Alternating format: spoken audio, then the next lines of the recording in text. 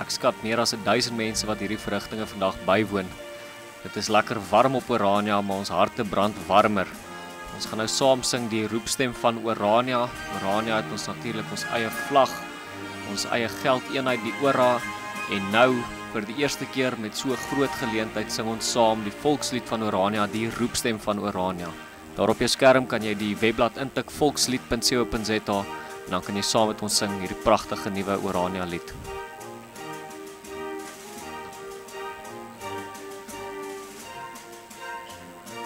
Ons is oomblikke daarvan af weg om die monument te onthul wanneer die tent na buite gaan beweeg. Alvorens of daarvoor gaan ons net eers die volkslied sing. Hierdie is 'n Orania koor, oud en jonk, al hierdie mense is Oraniërs. Hulle het hulle eie poste in Orania, werk, bly en gaan skool in Orania. Maar dit is ook ons koor wat pragtig die volkslied saam met ons gaan sing. Laat weet ons gerus of jy die volkslied op jou rekenaar of op jou selfoon oopmaak en of jy saam met ons gaan sing.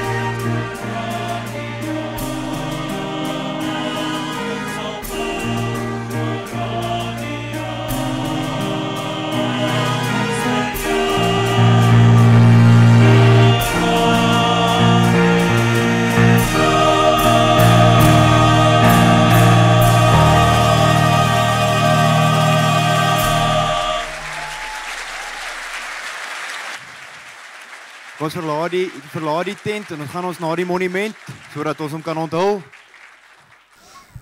Paul Kruger se monument op Orania. Wat 'n geskiedkundige oomblik, 2025, 10 Oktober 2025, 200 jaar sedert Paul Kruger se geboorte, is ons hier op Orania om sy monument te onthul.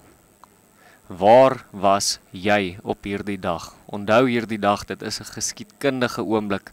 Soos Jos Strydom tereg gesê het, mens weet nie altyd wanneer jy deel is van 'n draaipunt in die geskiedenis nie. Maar soms weet 'n mens dit. Vandag is vir ons 'n historiese oomblik hier op Orania, maar dit is 'n historiese oomblik vir die Afrikaner volk. Weer staan ons op, weer bou ons monumente, weer stuur ons vryheidssimbole die wêreld in. Ons kyk nou die mense uit die tent uitbeweeg en rondom Paul Kruger se monument by mekaar kom. Hier kan ons sien die massas mense wat rondom die beeld by mekaar kom, nog baie mense wat aanlyn ook kyk. Laat weet vir ons in die kommentare van waar af kyk jy, waar is jy op hierdie historiese dag? Daardie Oranje doek gaan binnekort deur Oranje se burgemeesteres mevrou Lida Strydom afgetrek word en dan staan Paul Creer vir die wêreld om gesien te word op Oranje.